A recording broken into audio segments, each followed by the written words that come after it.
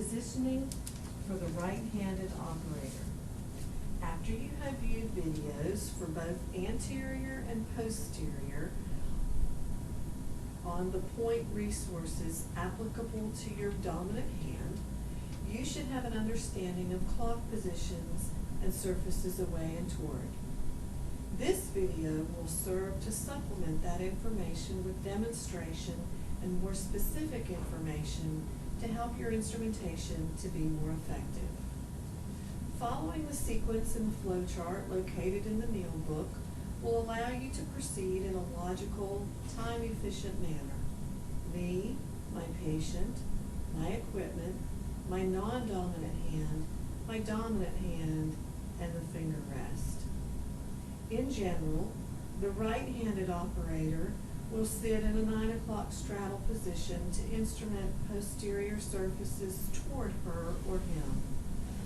The operator's legs should be beside the chair and not under the headrest. The operator's torso should face straight ahead, not twisted to the side. The patient's mouth should be at the height of the operator's elbow. The chair back will be supine for the maxillary arch with the patient's chin raised.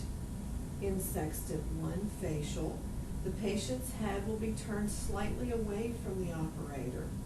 The light should be at arm's length away, adjusted to be angled upward for the maxillary arch. The tray should also be kept within arm's reach. The mirror will be used to retract the cheek with the mirror facing toward the teeth. The mirror may also be used for illumination or retraction depending on which surfaces toward the operator are being instrumented. The non-dominant mirror hand should have a fulcrum, however, it may be extra or intraoral.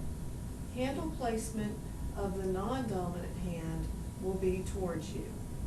Finally, the fulcrum finger of the dominant hand will be placed 2 to 3 teeth away from the tooth being instrumented. The fulcrum will be placed on the occlusal or incisal surface. This will provide maximum accessibility and visibility.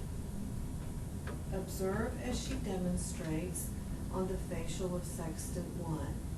This is a surface toward. The mirror is used for retraction and illumination. The mirror will be used for the entire sextant. Observe as she demonstrates on the lingual of Sextant 3. The patient's head is turned slightly away and the mirror is used for illumination. Generally, for surfaces away, the right-handed operator will sit at the 10 to 11 o'clock position.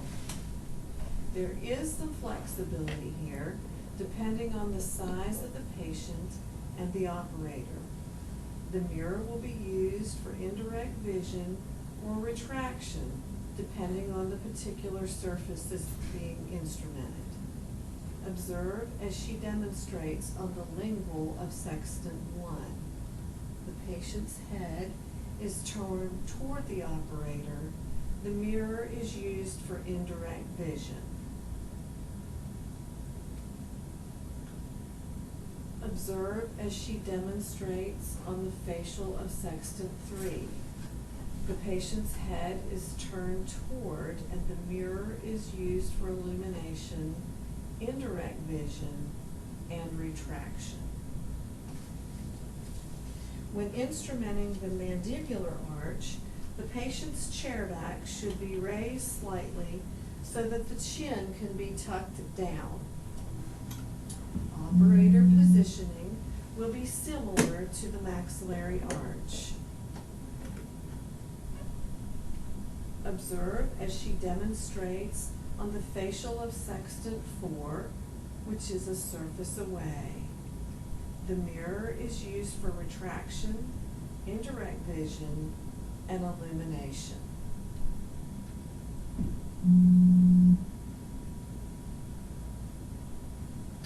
Observe as she demonstrates on the facial of sextant 6. This is a surface toward. Observe the mirror being used for retraction and illumination.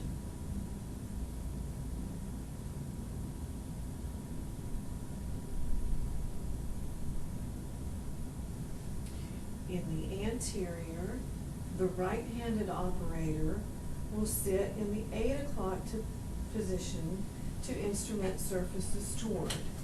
In this position, knees will be pointed straight ahead with the back and neck straight. Surfaces away will be completed from the 11 to 12 o'clock straddle position.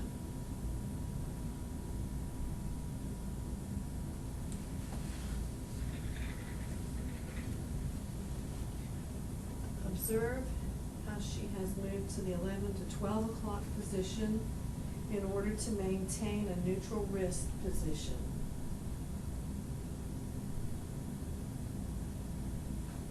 In practice, sextant 2, surfaces away, both facial and lingual, will be done from the 11 to 12 o'clock position.